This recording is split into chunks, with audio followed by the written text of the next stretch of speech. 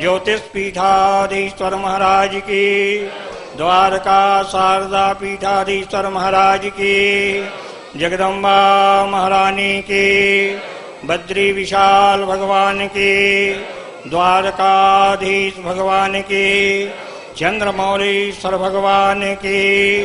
हर हर महादेव। ओम तरणीशत सवर्णम कर्णगूर्णद्विरेफा वलिकलित कपूरोद्दान दामाभिरामं गिरिशगिरिसुताभ्यां लालितं नित्यमङ्के सजनभरणशीलं शीलये विघ्नराजम्।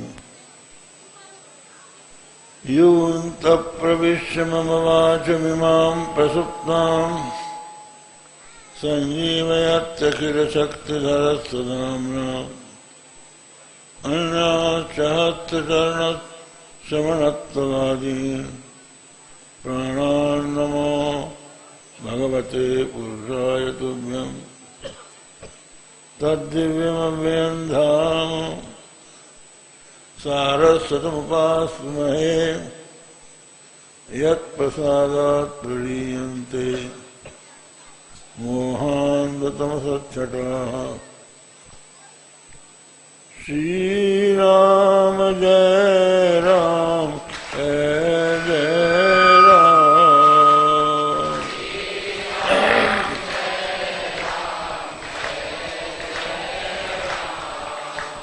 श्रीराम जय राम जय जय राम।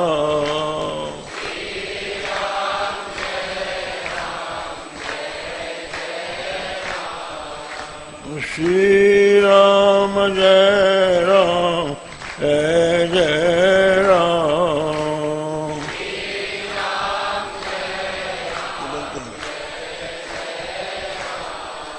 श्रीराम जय राम जय जय राम।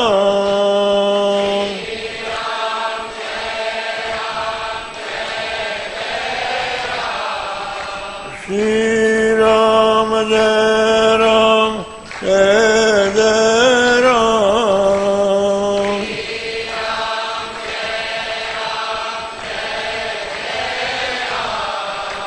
श्रीराम जय राम जय जय राम।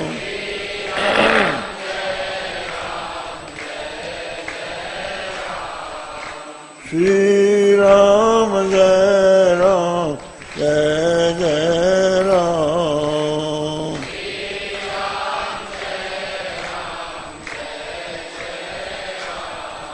धर्म की अधर्म का प्राणियों में विश्व का गौ माता की गौ हत्या।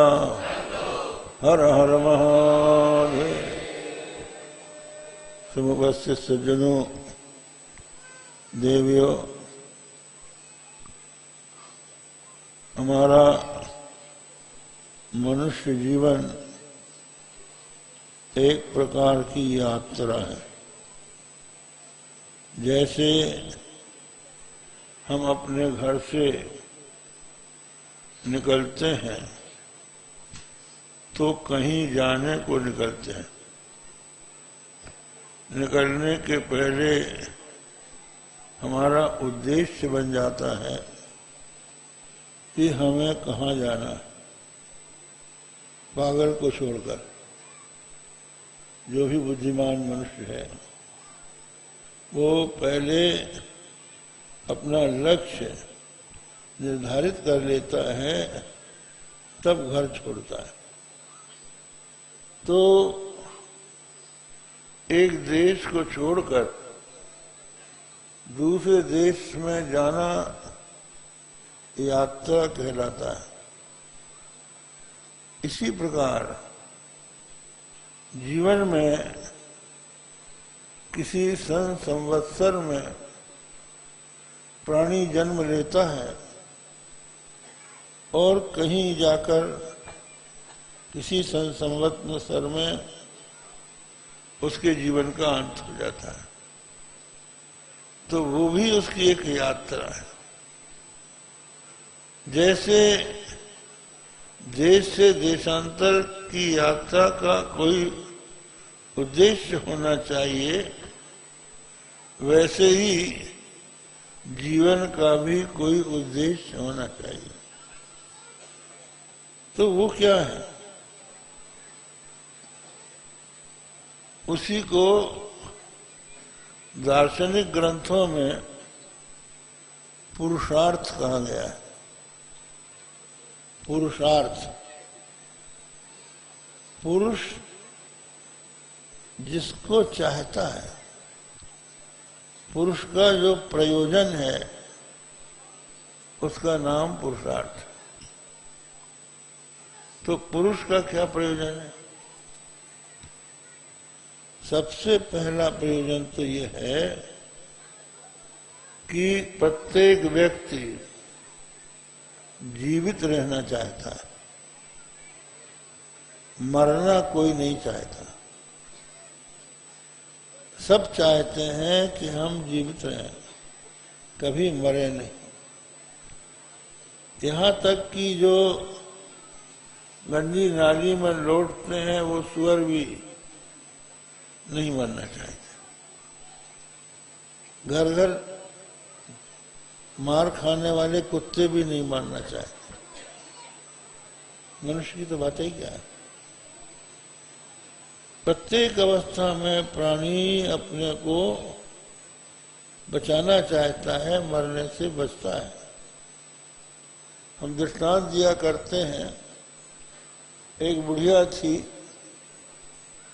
वो बहुत गरीब थी, जंगल में जाकर लकड़ी बीनती थी और लकड़ी का बोझ बनाकर शहर में बेचकर अपना भरण पोषण करती थी।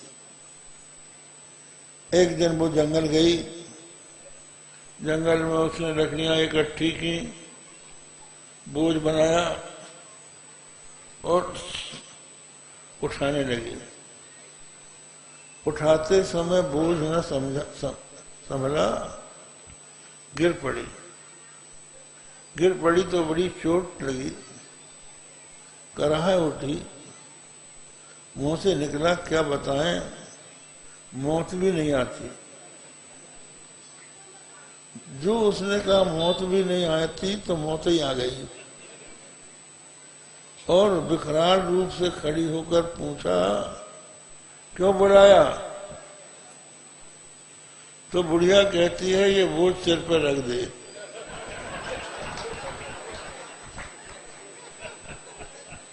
मरना नहीं चाहती। कोई भी व्यक्ति मरने से डरता है। तो एक तो हमारा पुरुषार्थ, हमारा प्रयोजन यही है कि हम मरने से बचें। और दूसरा है, कोई भी व्यक्ति अज्ञानी नहीं रहना चाहता। आप दूसरों से ये कहें कि हम आपको नहीं जानते, आपकी महिमा का हमको ज्ञान नहीं है, ये तो स्तुति हो जाती है। लेकिन यदि कोई आपसे कहे कि तुम कुछ नहीं जानते, तो वो गाली हो जाएगी। बेवकूफ शब्द का क्या अर्थ है? जिसमें वकूफ नहीं है, जिसमें अकल नहीं है, ज्ञान नहीं है, वो बेवकूफ। तो कोई भी व्यक्ति मूर्ख से मूर्ख क्यों ना हो, अपने आप को बुद्धिमान ही समझता है। मूर्खता से, अज्ञान से सभी के मन में घृणा है। तो सब लोग चाहते हैं कि हमको ज्ञान मिले। और तीसरी बात यह है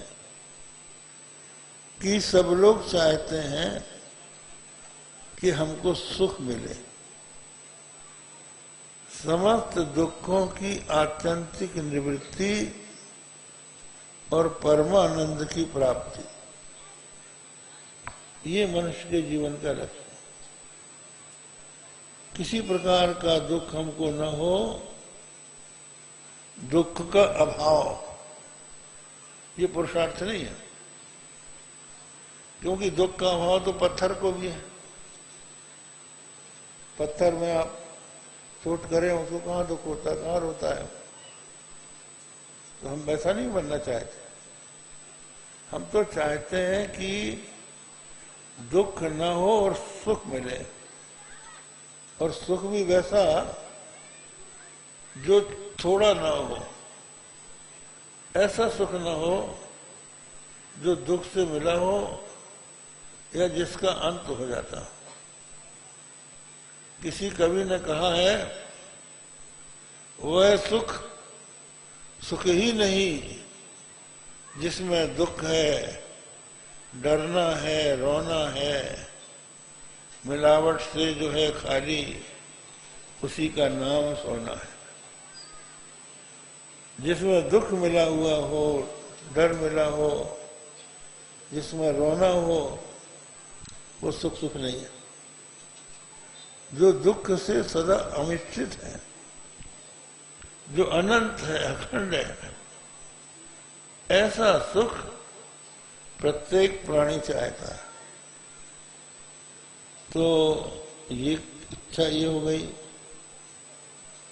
और चौथी इच्छा ये है कि प्रत्येक प्राणी स्वतंत्र रहना चाहता है, परतंत्र नहीं रहना चाहता।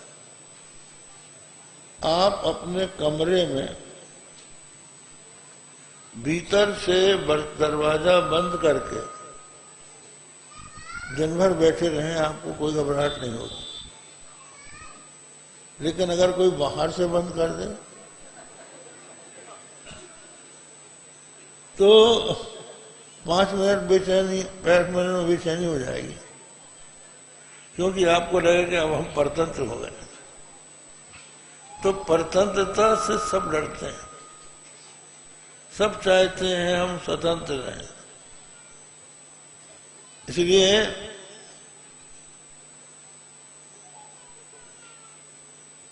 सब लोग चाहते हैं किसी प्रकार का बंधन हमारे ऊपर न रहे। तो बंधन से मुक्ति, ये भी मनुष्य के जीवन का लक्ष्य होता है। और 5वीं, हमारी इच्छा हो, हम जो चाहें वो हो। पिता चाहता है कि पुत्र मेरी आज्ञा का पालन करे, और पुत्र चाहता है कि जो हम पिता से कहें पिता मान लिया करे। पति चाहता है हमारी स्त्री पतिव्रता बन के रहे, और पत्नी चाहती है कि ये हमारे इशारे पर नाचे। हमें किसी प्रकार की परतंत्रता बर्दाश्त नहीं। गुरु चाहते हैं शिष्य हमारी आज्ञा का पालन करें, और शिष्य चाहते हैं कि गुरु जी से जो हम प्रार्थना करें वो मान लिया करें। तो ये स्वतंत्र आधिपत्य की भावना सबके मन में होती। तो ये 5 इच्छाएं हैं। इन 5 इच्छाओं को अगर आप दूसरे शब्दों में समझना चाहें तो जीने की इच्छा का अर्थ है सत होने की इच्छा, ज्ञान की इच्छा का अर्थ है चित्त होने की इच्छा, चित्त माने ज्ञान, और सुख की इच्छा का है आनंद होने की इच्छा। सत चित्त आनंद, तीनों को यदि आप मिला लें तो हो जाता है सच्चिदानंद। और सच्चिदानंद ही स्वतंत्र है और वही सबका अधिपति है। इसलिए सब लोग सच्चिदानंद, सर्वतंत्र स्वतंत्र, सर्वाधिष्ठान परमात्मा के साथ मिलना चाहता है। परमात्मा से मिलने के लिए प्रत्येक प्राणी आतुर है। वैसे भिन्न भिन्न लोगों ने अपना लक्ष्य बना रखा है, पर पर्यवसान वही होता है। किसी भी लड़के से पूछा जाए क्यों भाई क्यों पढ़ रहे हो, बोले हम इंजीनियर बनना चाहते हैं, हम डॉक्टर बनना चाहते हैं। कोई कहता हम नेता बनना चाहते हैं, कोई कुछ। लेकिन सबके मन में यह है कि ऐसा करने से हम सुखी हो जाएंगे। सुख के लिए ये सब किया जाता है, सुख के लिए ही सब क्रियाएं होती हैं। अब आप देखिए, किसी बड़े शहर के चौराहे के मकान के ऊपर बैठ जाइए, लोग दौड़ रहे हैं, कोई रिक्शे में, कोई तांगे में, कोई गाड़ी से, कोई पैदल, बड़े जोरों से जा रहे हैं। कहाँ जा रहे हैं? कुछ लोग जा रहे हैं अस्पताल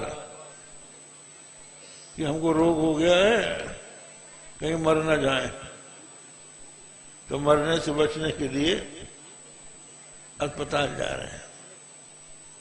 कुछ लोग जा रहे हैं स्कूल, कॉलेज, ज्ञान प्राप्त करने के लिए,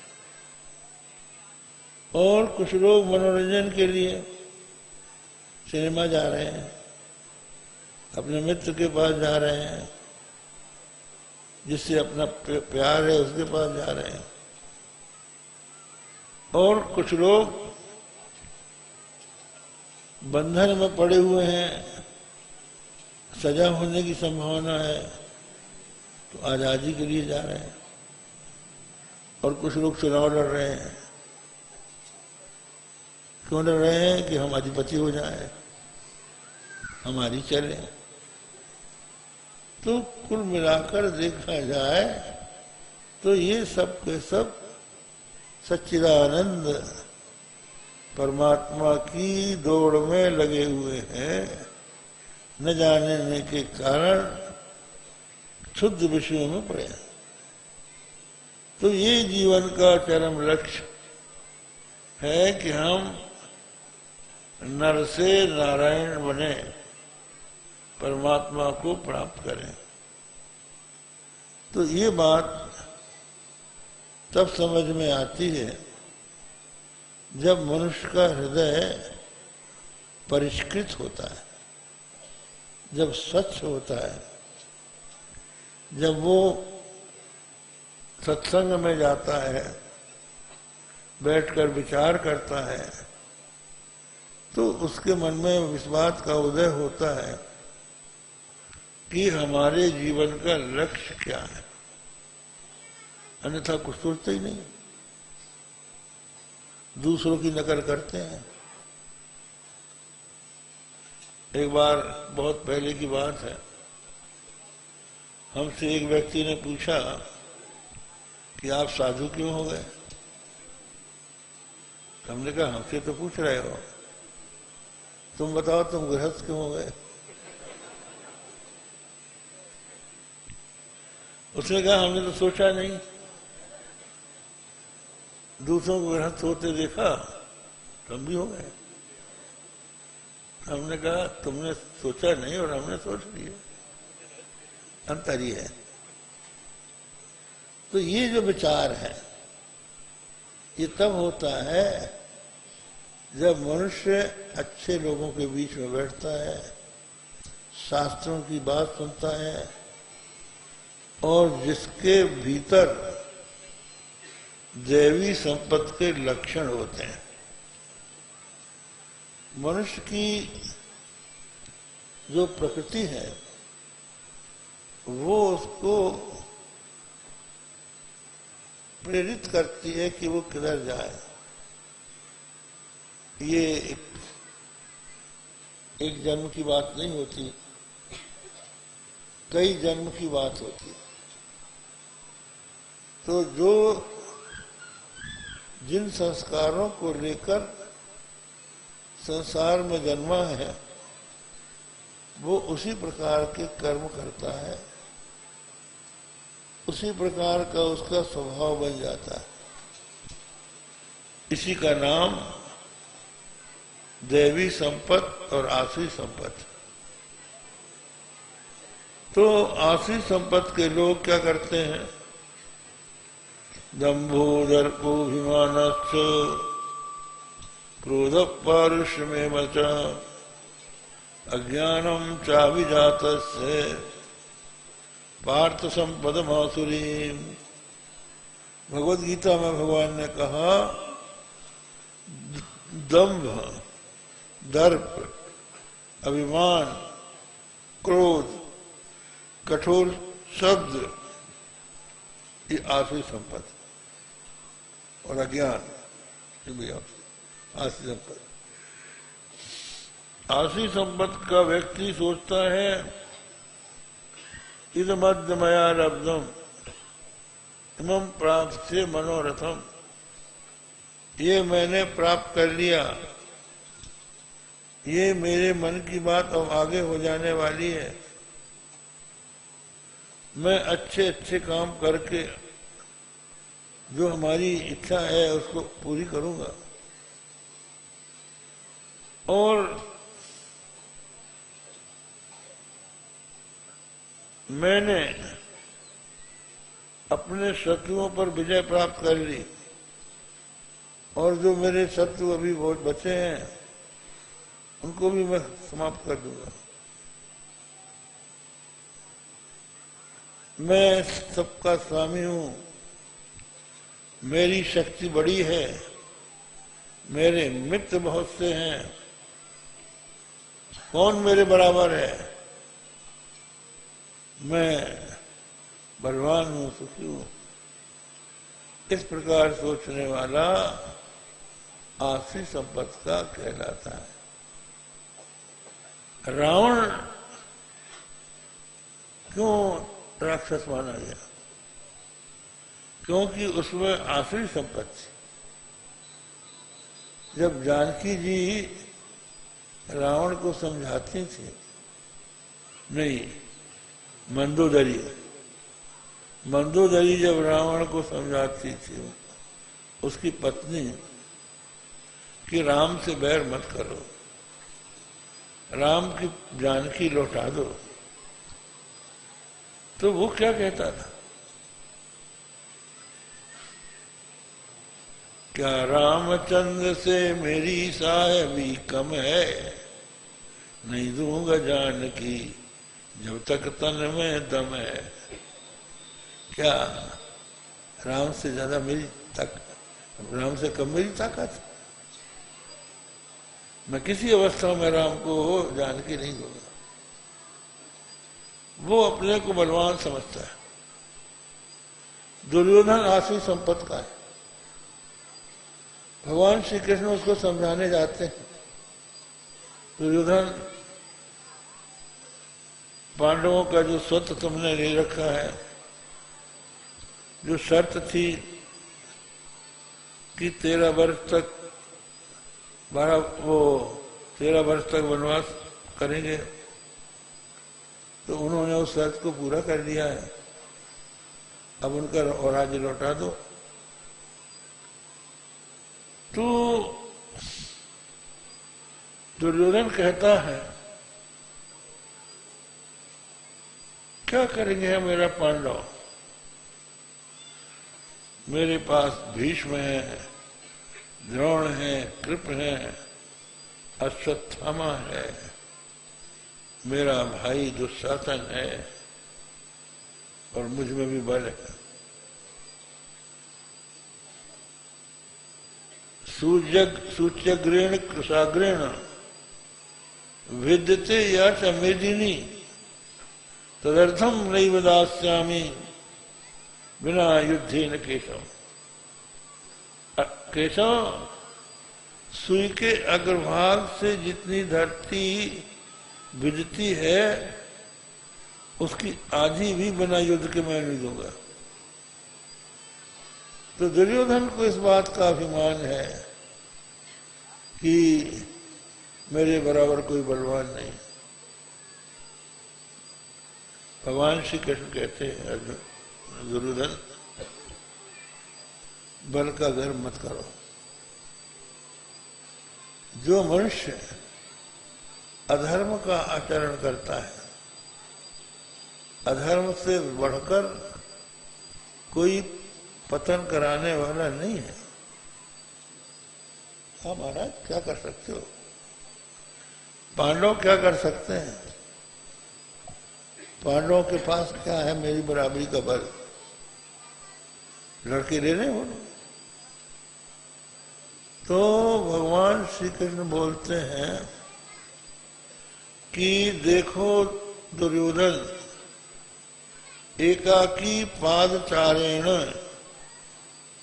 नोचे द्रक्ष्यामि कौरव मनवादयो धर्म वक्ता रहा तदा सिर मध्यपाई न। यदि मैंने तुमको अकेले पैदल युद्ध से भागता हुआ नहीं देख लिया तो मैं समझूंगा कि धर्म के प्रवक्ता जो मनु आदि ऋषि हैं, इन्होंने मद्यपान करके धर्मशास्त्र लिखे। जो मनुष्य अधर्म करता है उसका भयंकर पतन होता है। जब हनुमान जी जाते हैं लंका में सीता जी की खोज में, तो सीता जी का पता तो वो लगाना ही चाहते थे, पर रावण से भी दो बात करने की उनके मन में थी। तो उन्होंने सोचा कैसे रावण से मिले। तो विभीषण मिल गए। युक्ति विभीषण सकल सुनाई, चलो पवन से विदा कराई। विभीषण ने युक्ति बता दी, ऐसे तुम अपॉइंटमेंट मांगोगे तो नहीं देगा वो, मुलजिम बनोगे तो पहुंच जाओगे। तो कुछ अपराध कर बैठना तो रावण तुमको देखने के लिए बुला लेगा, पर उस समय जो बात करना हो कर लेना। ऐसे ही हुआ। सीता जी की खुशी लिए, भगवान राम का संदेश सुनाया, सीता जी का संदेश लिया।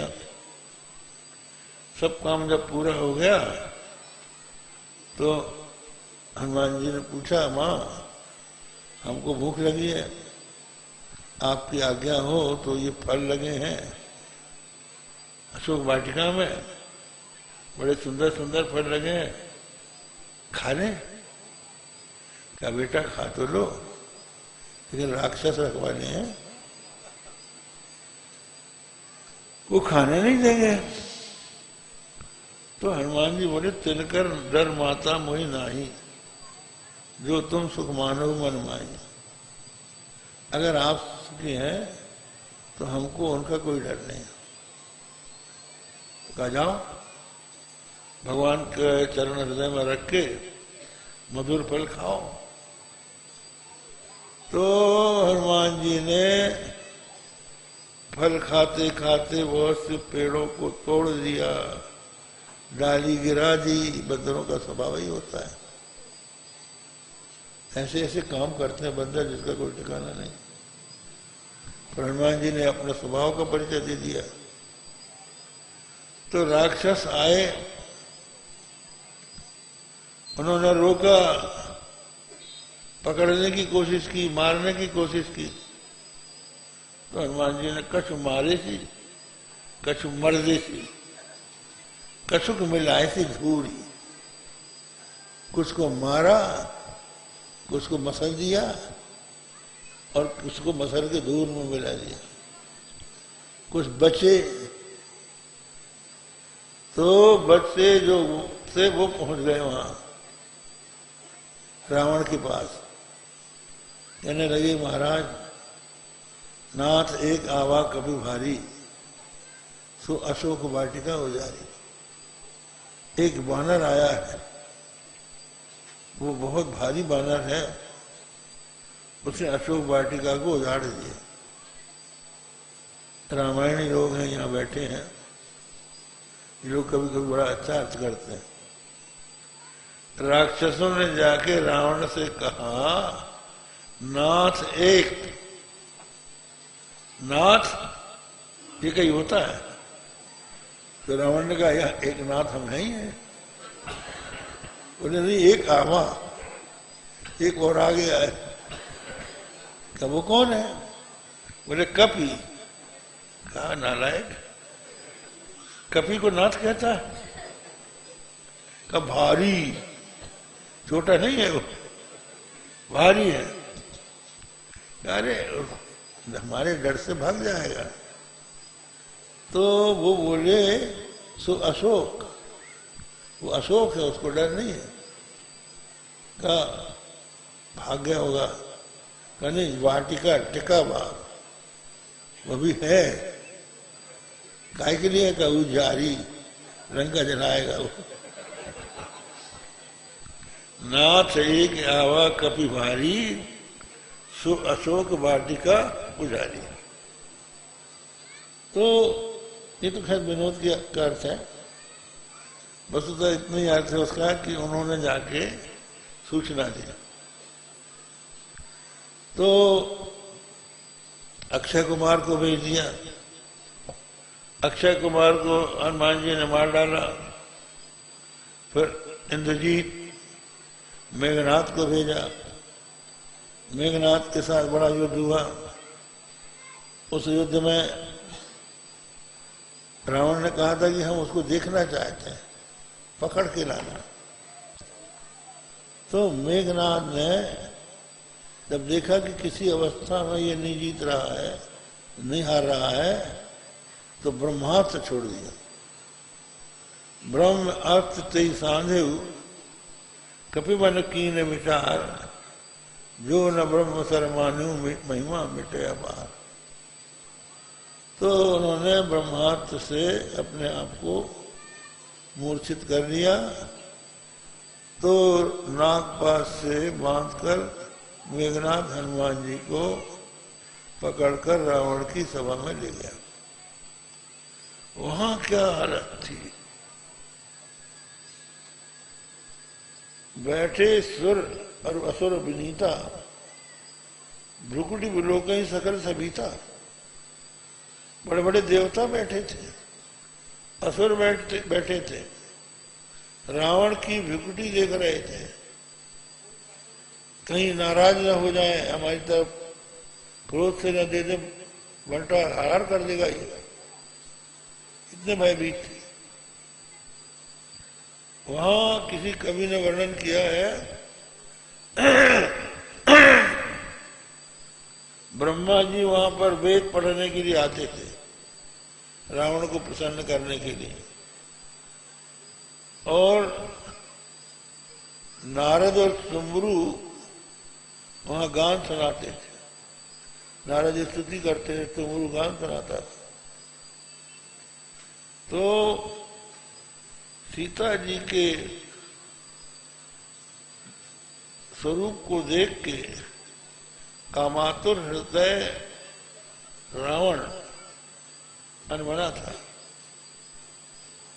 तो उसके अनमने स्वरूप को देखकर उसके साथ का एक कर्मचारी ब्रह्मा जी को डांट रहा है।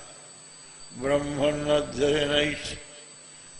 अध्ययन से नैष समयो तूष्णीम बहुस्थीयताम। ब्रह्मण अध्ययन से नैष समय तूष्णीम बहुस्थीयताम। अरे ब्रह्मा, वेद पढ़ने का ये समय नहीं है, बाहर जाके चुप बैठो। बृहस्पति उसके सामने नीति शास्त्र का व्याख्यान देने आते। स्वल्पम जल्प बृहस्पति जड़मते निशा सभा बज्रिना। अरे जल बृहस्पति जड़मती, ये अर्जुन, ये इंद्र की सभा नहीं है, चुप बैठो, थोड़ा बोलो। वीणाम संवर नारद, नारद तुम वीणा बनाना बंद करो। स्तुति कथा लापैरलम तुम्बरो, तुम्बरू स्तुति कथा के आलाप को बंद करो। अरे भाई क्या बात है, क्या हमारे स्वामी राक्षस राज रावण स्वस्थ नहीं है। सीता रल्लक भल्ल रक भग्न हृदय, सीता रल्लक भल्ल भग्न हृदय स्वस्थो न लंकेश्वरा। सीता के माथे की जो मांग है वो भाला बन के हमारे राक्षस राज के हृदय में छुप गई है, इसलिए वो अस्वस्थ है, बंद करो। तो देखकर हनुमान जी ने सोचा कि यदि अधर्म बलवान न होता तो ये राक्षस राज त्रिलोकी का स्वामी हो जाता। कौन था इसके बराबर? लेकिन अधर्म ने क्या किया, पाप ने क्या किया? जब रावण मारा गया तो मंदोदरी कहती है कि पतिदेव आपके मरने पर रहा न कुल को रोवनी आ रहा, आपके कुल में आपके लिए रोने वाला ही कोई नहीं बचा। 1 लाख पूत 1.25 लाख नाती, और अब रावण घर दिया न बाती। 1 लाख पुत्र 1.25 लाख नाती, इतना बड़ा रावण का परिवार था, लेकिन दिया बत्ती लगाने वाला कोई नहीं बचा।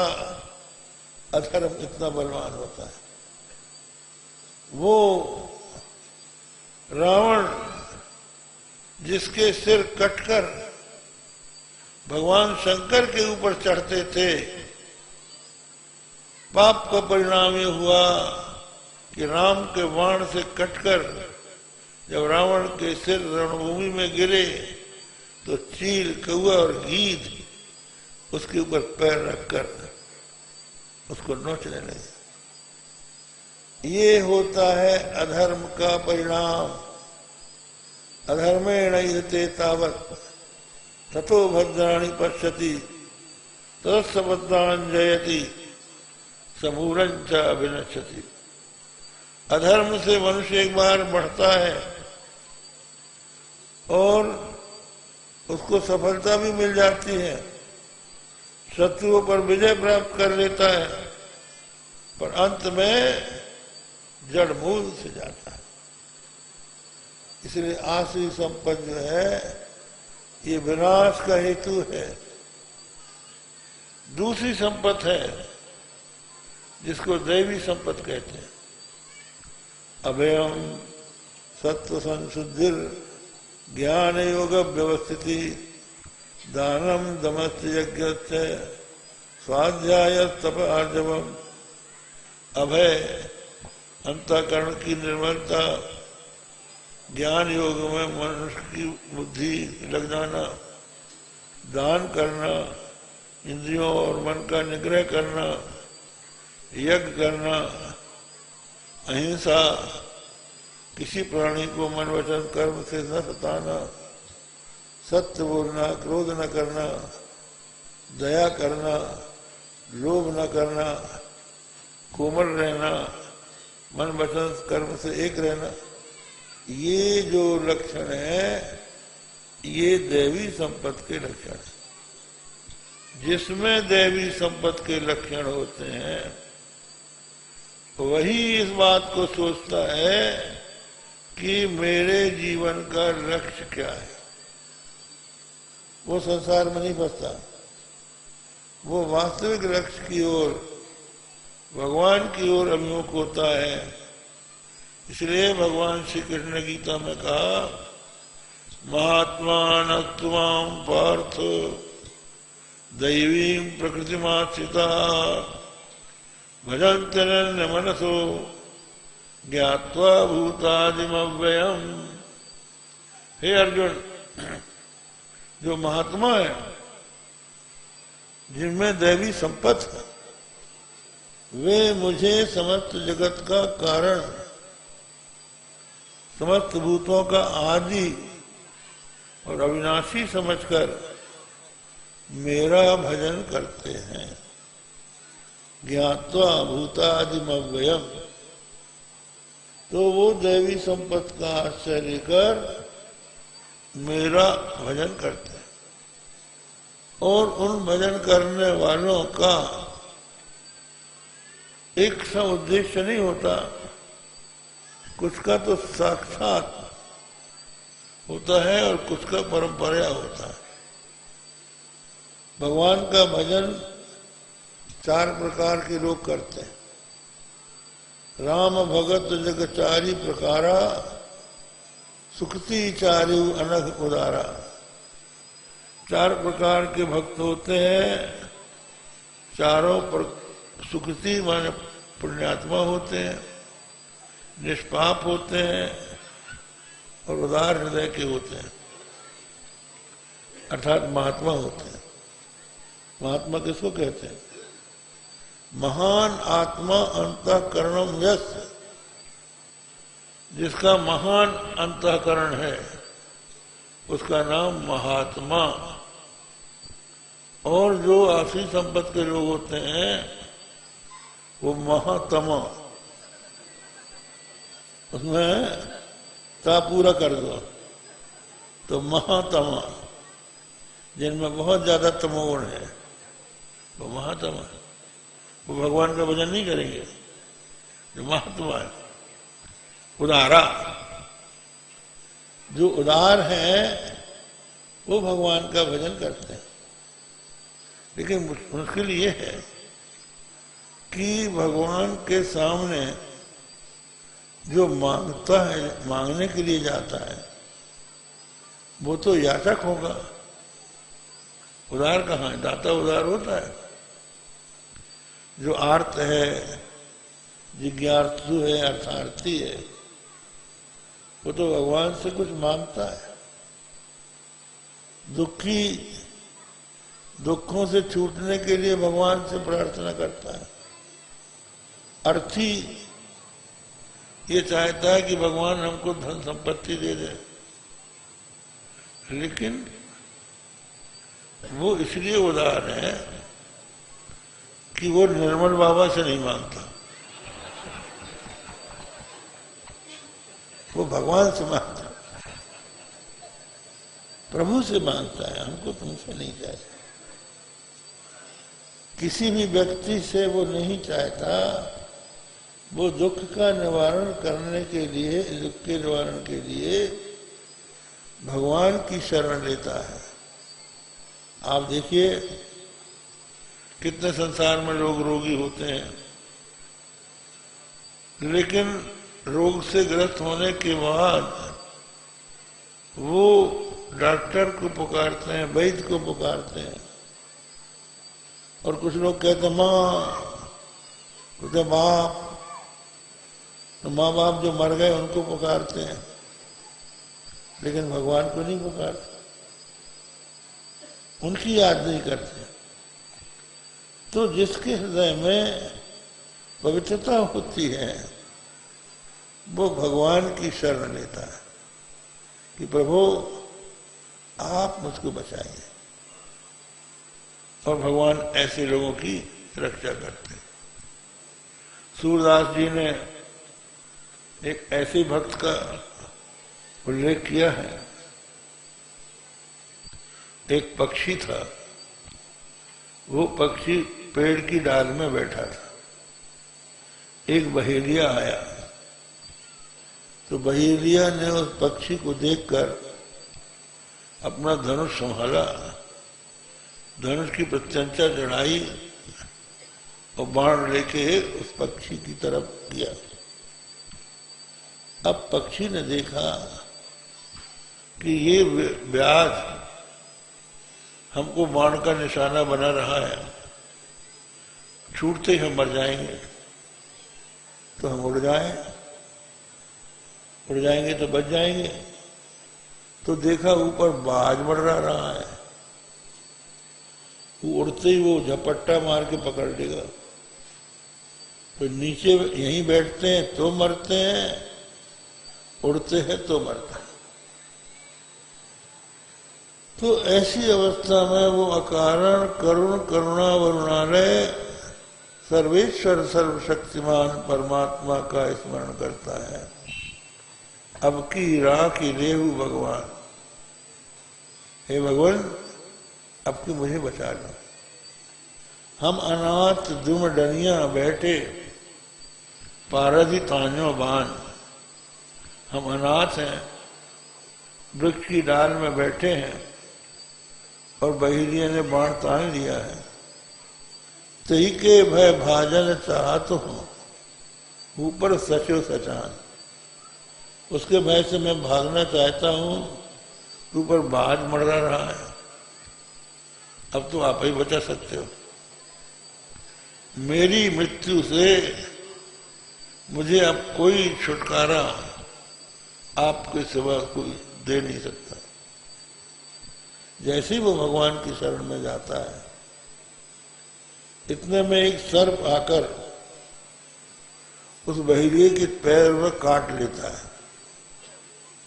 तो बहिरिये के पैर में सर्प ने जैसे ही काटा तो उसके हाथ से हाथ हिल गया और बाण छूट के बाज को लगा और सर्प के काटने से वो मरा। सूरदास हरि कृपा कीनी, जय जय कृपा निधान।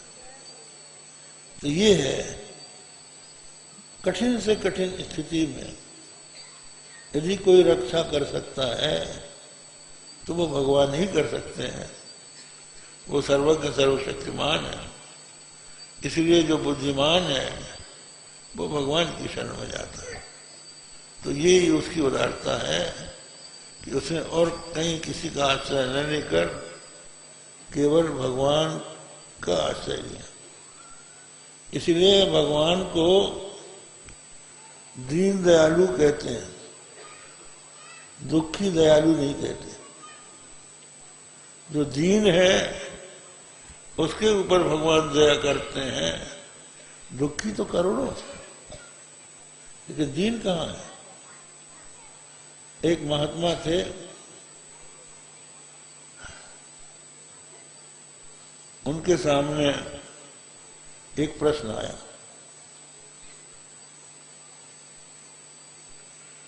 इसी नगर में एक सेठ रहता था, बहुत धनवान था। संत महात्मा विद्वान आते थे तो वो उनके पास जाता था और एक प्रश्न करता था। प्रश्न ये था कि महाराज ये बताइए, जो पापी हैं उनको पतित पावन भगवान तार देंगे और पुण्यात्मा पुण्य से तर जाएंगे, नरक कौन जाएगा? पापियों को पतित पावन तार देंगे, पुण्यात्मा पुण्य से तर जाएंगे, नरक कौन जाएगा? अब बेचारे महात्मा लोग जो भी जाए वो सब फेल हो जाते थे। और वही प्रमुख आदमी था नगर में, नगर सेठ था। वो कह देता था कि कुछ नहीं जानता, तो बेचारी कीमत नहीं होती थी। बहुत से लोग हैं उनके पास कुछ प्रश्न रहता है, कोई रामायण की चौपाई या कुछ भी, और वो पूछते हैं, अगर उनके मन का उत्तर दे दो तो कहेंगे महात्मा ठीक है, और अगर कहीं दूसरे उत्तर दे दो, अरे कुछ नहीं, कुछ जानता नहीं।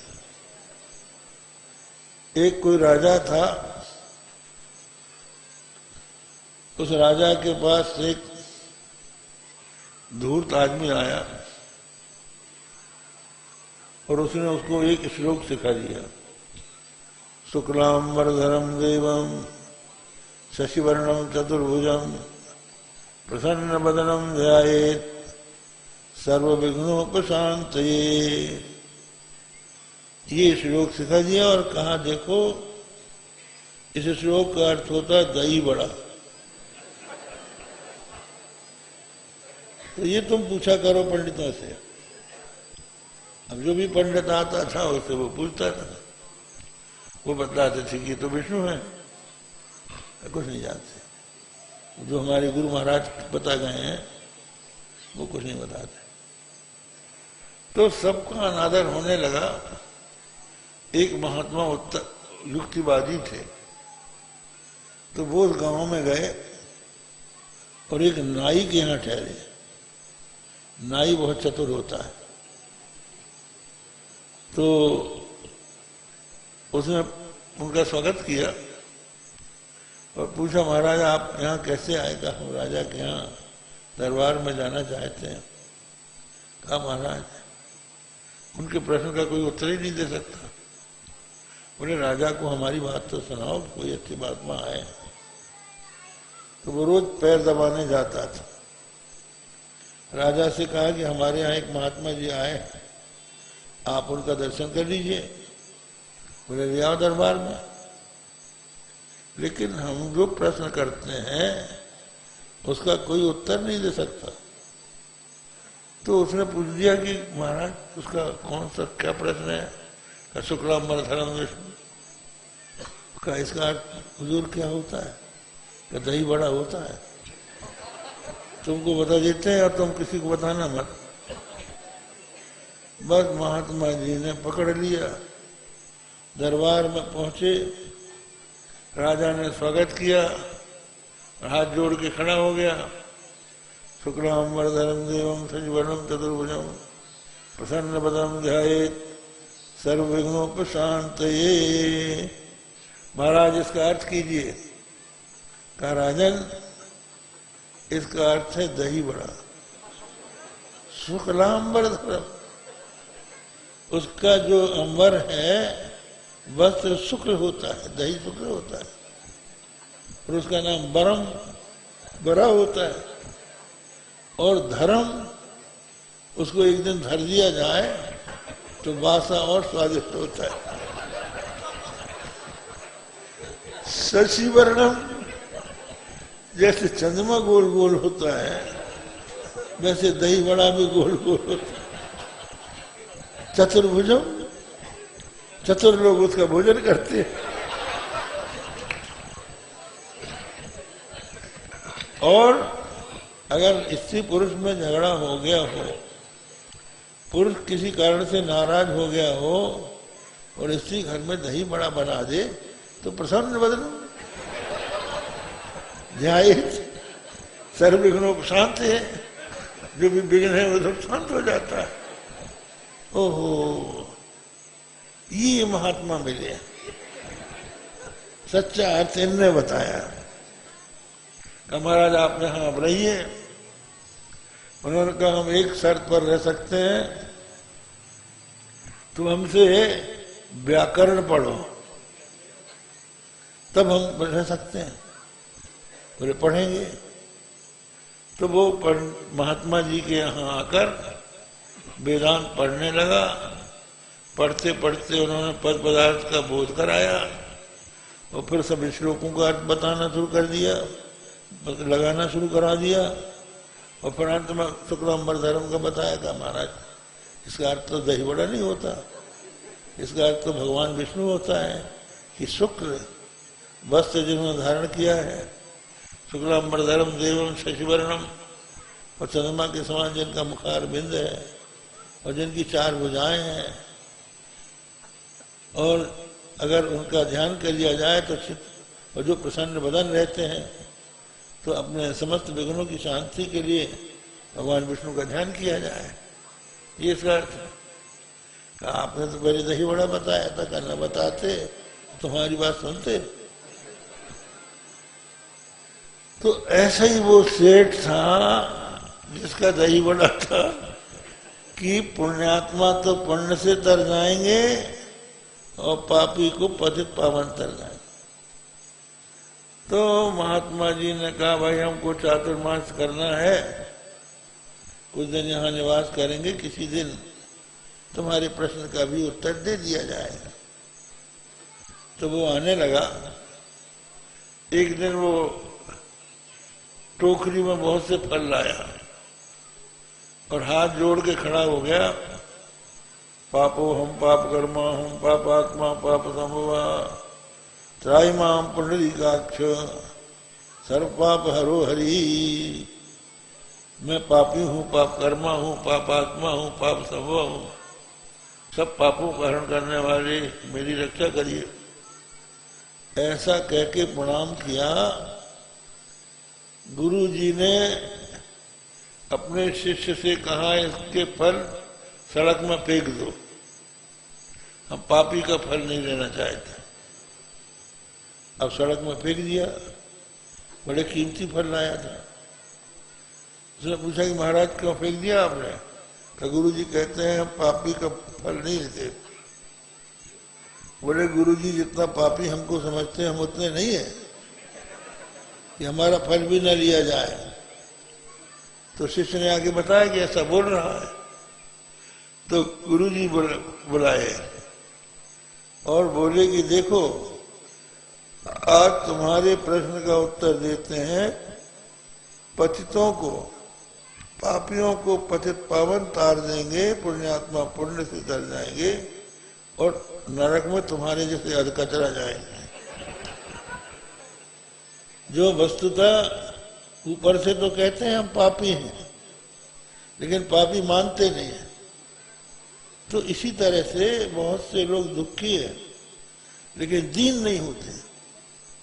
जब दीन होकर भगवान की शरण में जाएंगे तो भगवान उनकी रक्षा करेंगे। इसलिए उनका नाम दीन दयालु है। बस इतना ही कहकर आज का प्रवचन पूर्ण करते हैं। थोड़ा सा भगवान का नाम लें। श्री राम जय राम जय जय राम।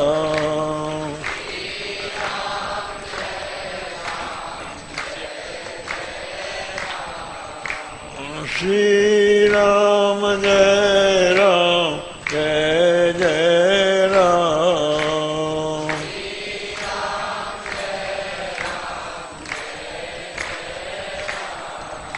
प्यारे जरा तो मन में विचारो,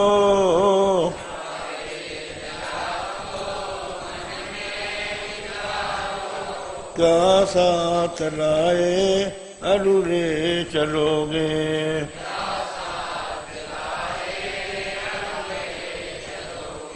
जाता सदा साथ यही पुकारो,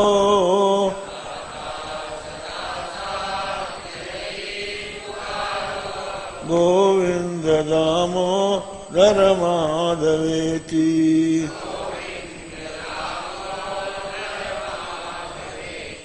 गोविंद दामोदर माधवेति।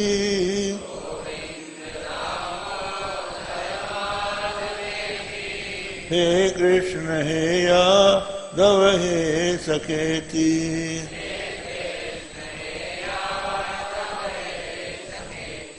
श्री कृष्ण गोविंद हरे मुरारे।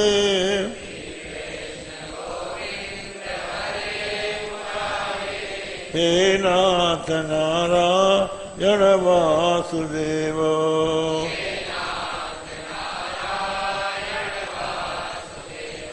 श्री कृष्ण गोविंद हरे मुरारे।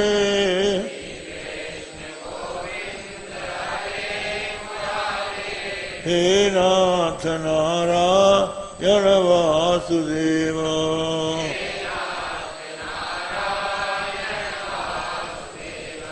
धर्म की अधर्म का प्राणियों में विश्व का गो माता की गोहत्या। हर हर महादेव।